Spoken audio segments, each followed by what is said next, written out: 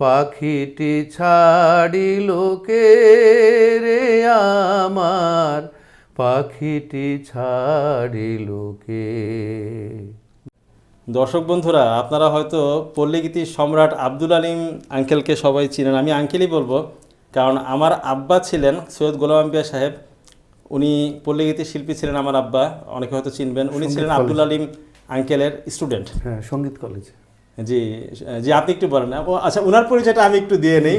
উনি হচ্ছেন সেই মানে পল্লীগীতির সম্রাট আব্দুল আলিম সাহেব, যার নাম আপনারা পাঠ্য বইতেও পান, উনার সন্তান। এবং উনি আবার, আমিও আবার ওনাকে ভাই বলে ডাকি, কারণ উনি আবার আমার সাথে ভাইয়ের সম্পর্ক। আমার আব্বা হচ্ছে আব্দুল আলিম আঙ্কেলের স্টুডেন্ট, আর আমার আব্বা আব্দুল আলিম আঙ্কেলকে ভাই বলে ডাকতেন, উনি আবার আমার আব্বাকে চাচা বলে ডাকতেন, আর সেই সুবাদে উনি আমার ভাই হন। এখন রিসেন্টলি মানে আমি ডেন্টাল ডক্টর হওয়ার পরে, ডেন্টিস্ট হওয়ার পরে ওনার সব দাঁতের কাজ বলতে গেলে আমি করি। তো আজকে না, এর মধ্যে উনি বহুবারই গত অনেক বছর ধরে আমার চেম্বারে এসছেন। বেশ কয়েক বছর ধরে আমি ওনার চিকিৎসা করি, কিন্তু আমার কাছে কখনো মনে হয় না যে একটা স্মৃতি রাখাটা জরুরি। কিন্তু এখন আমার কাছে মনে হচ্ছে স্মৃতিগুলি হারিয়ে যাচ্ছে, আমার কিছু স্মৃতি রাখা উচিত।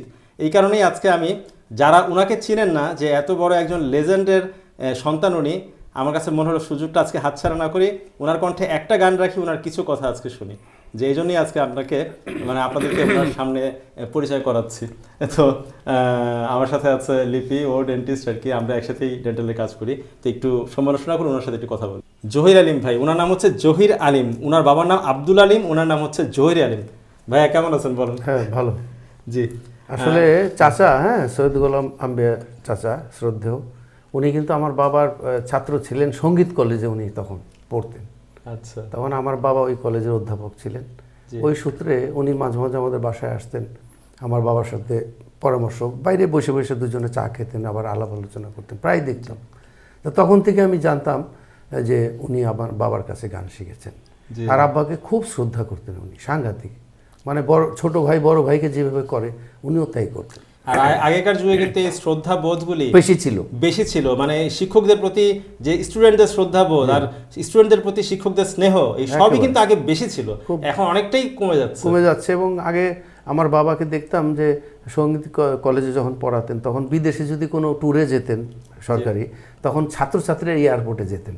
আমি অবাক লাগে, সেইখানে তাকে ফুল দিয়ে বিদায় জানাতে, আবার যখন উনি আসতেন উনি বলে দিতেন এত তারিখে আমি আসবো। আর আগে অত তারিখ নড়চড় হতো না, তখন উনি ওই দিন যেতেন, এই সঙ্গীত কলেজে ছেলে পেলে গিয়ে ওনাকে নিয়ে বাসায় এসে পড়তেন। একটা কত বড় ব্যাপার দেখেন, আগেকার যুগে ইন্টারনেট নাই, না খুব বড় কিন্তু তারিখ নড়চড় হতো না।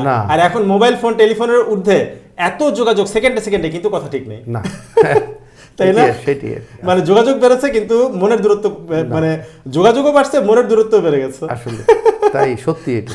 আর আগে মনের জোরটাই এত বেশি ছিল, মনের মানে মন থেকে এত কাছে ছিল যে যোগাযোগ কোনো ব্যাপার না, চিঠি নাই কিন্তু টাইম ঠিক। আগে শ্রদ্ধা বোধটা আমার মনে হয় যে মানুষের মনের ভিতরের থেকে আসতো, জি, কেন জানি। এখন বোধহয় সেটা উপরের দিকে দেখানো আর কি, লোক দেখানো, কিন্তু আগের শ্রদ্ধাটা অন্তর একেবারে সত্যি কমে। কিন্তু আমরা এখনো সেই আগের জিনিসগুলি ফলো করি, মিস করি। এবং আপনি এই যে জহির আলিম ভাই আমার কাছে যেরকম একটা শ্রদ্ধার মানে পার্সন, সেভাবে কিন্তু আমি আপনার সাথে এবং সবার সাথে এরকমভাবে মেশার চেষ্টা করি।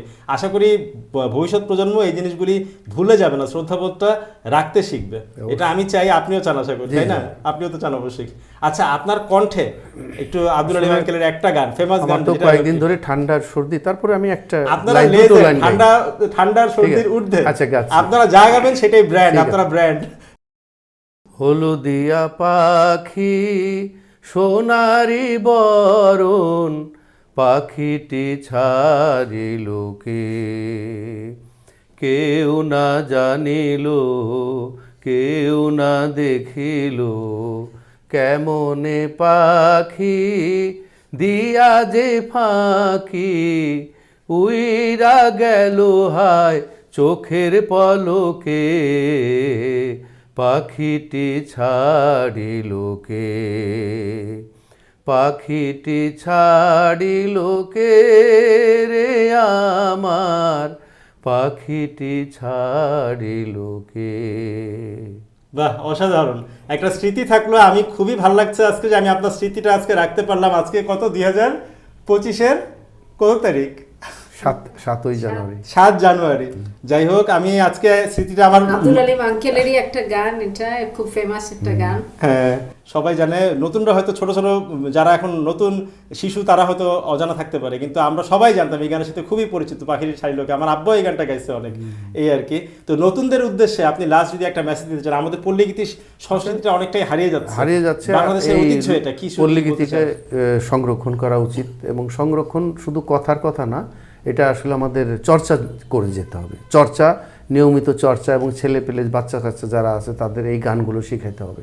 এগুলো চর্চা করে প্রচার না করলে এই গান থাকবে না, কমে যাবে। অনেক ধন্যবাদ জহির আলিম ভাই, ভালো লাগলো। আমরা তাহলে এখন ডেন্টালের কাজ করি, আপনার একটা ছোট্ট স্মৃতি রাখলাম। আমি হয়তো এটা আমার সাইটেও আপলোড করবো স্মৃতিটা রাখার জন্য। জি ঠিক আছে, জি থ্যাংক ইউ, অনেক ধন্যবাদ। আসসালামু আলাইকুম। জি।